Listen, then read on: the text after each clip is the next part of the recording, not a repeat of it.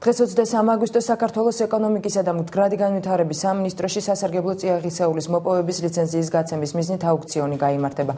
აუქციონზე გამოტანილი იქნება ლიცენზიები 19 ობიექტზე ეკონომიკისა და მდგრადი განვითარების სამინისტროში 2010 წლის პირველ 6 თვეში სასარგებლო წიაღისეულის მოპოვების ლიცენზიის გაცემის მიზნით გამართული აუქციონების შედეგად შემოსული თანხა 4.500.000 ლარს შეადგენს. ასევე დღეს გაიმართება აუქციონი შიდა წყალსატევებში თევზჭერის ლიცენზიის გაცემის მიზნით.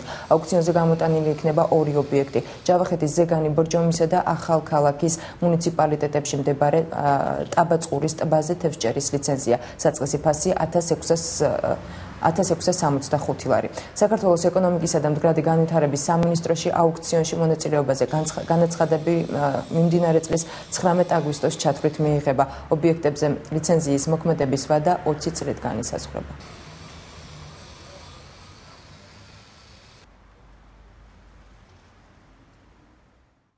კომპანია მაგთი აბონენტებს დღეიდან ახალ ტარიფს თავაზობს. კომპანიის ინფორმაციით მაგთიდან მაგთის ბანისა და მაგთი ფიქსის აბონენტებთან საუბრის ღირებულება წუთში 5 თეთრი იქნება, ხოლო მაგთიდან საქართველოს სხვა ნებისმიერ ქსელზე წუთში 18 თეთრი. 23 აგვისტოდან მაგთის აბონენტებისთვის MMS-ის ღირებულება 10 თეთრი იქნება. ზარის წამოწყების ღირებულება ყველა მიმართულებით 10 თეთრი ეღირება.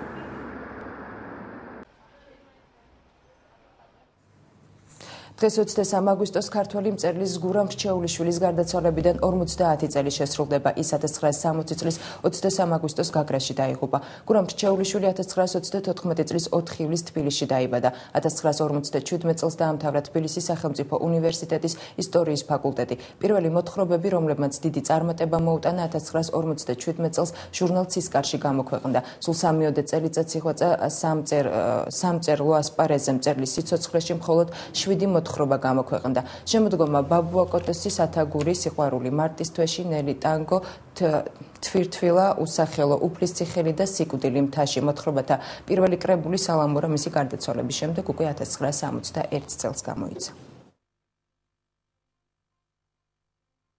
ჩრდილოეთ კორეაში გადაუღებელმა წვიმამ წყალდიდობა გამოიწვია. სტიქიამ 5 სოფელი მოიცვა. დატბორილია შენობა, ნაგებობები, განადგურებულია მოსავალი.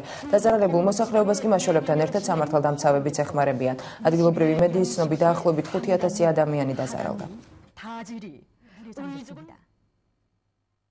ასობით ადამიანმა რიო-დე-ჟანეიროში საპროტესტო აქცია გამართა. მათ ახალი კანონი გააპროტესტეს, რომლის თანახმად არჩევნებამდე რადიოებსა და ტელევიზიებს პოლიტიკურ მოღვაწეებზე ხუმრობა ეკრძალებათ. კანონის დამღვევები $112,000 დაჯარიმდებიან და ლიცენზია დროებით შეუჩერდებათ. ბრაზილიაში არჩევნები 3 ოქტომბერს გაიმართება.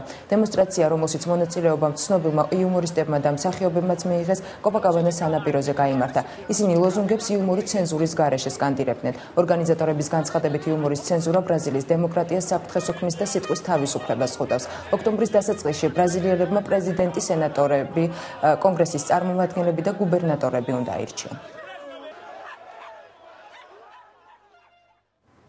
ფილიპინების დედაქალაქში ყოფილმა სამართალდამცავმა ავტობუსში მყოფი 26 ტურისტი მძევლად აიყვანა. წინასწარი მონაცემით ავტობუსში სამხრეთ კორეელი და ჰონკონგელი ტურისტები იმყოფებიან, მათ შორის მცირეწლოვანი ბავშვებიც. შეიარაღებული თავდამსხმელის მოთხოვნა სამსახურში დაბრუნება. ავტობუსი ალყაშემორტყმულია და მასთან მოლაპარაკებები იმართება. რამდენიმე საათიანი მოლაპარაკების შემდეგ ის 6 მძევლის, მათ შორის 3 ბავშვის გათავისუფლებას დათანხმდა. რონალდო მენდოსა უფროს ინსპექტორად მუშაობდა, თუმცა რამდენიმე თვის წინ სამსახურიდან დაითხოვეს. მოლაპარაკებებში სამართალდამცავებს მისი ძმაც ეხმარება.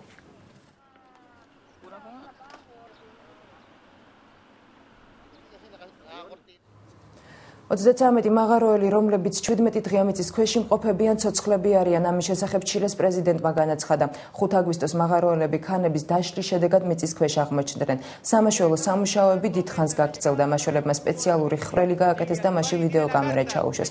მაღაროელებმა კი მათთან კონტაქტის დამყარება შეძლეს. უახლოეს ხანებში მაღაროელებს საკვებს, სასმელ წყალსა და საჭირო აღჭურვილობას მიაწვდიან. მაშველების თქმით, ყველა მაღაროელის ამოყვანას დაახლოებით 4 თვე დასჭირდება, რადგან საბურღი დანადგარების დახმარებით მათ ძლიერი ქანები უნდა გაბრუხონ, ამას კი დრო სჭირდება.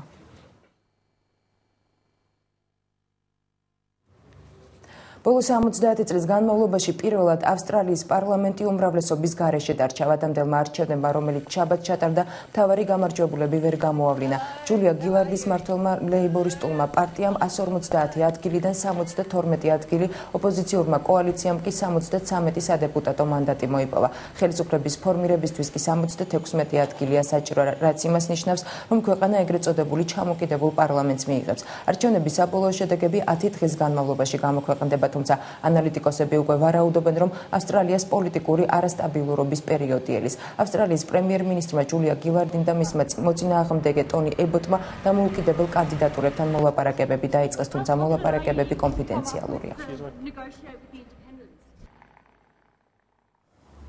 ბულგარეთში საზამთროს ყოველწლიური ფესტივალი იმართება. ფესტივალს ათასობით ტურისტი სტუმრობს. ისინი ძირითადად ბულგარეთის ქალაქებიდან, რუმინეთიდან, სომხეთიდან და პოლონეთიდან ჩამოდიან. ორდღიანი ფესტივალი უკვე 23 წელია იმართება. ბულგარული საზამთრო ბულგარეთისა და აღმოსავლეთ ევროპის ბაზარზე დიდი მოწონებით სარგებლობს. ფესტივალზე შეჯიბრებები, თამაში და ვიქტორინები ეწყობა. ფესტივალის დასკვნის საღამოზე კი საზამთროს დედოფალი გამოვინდება.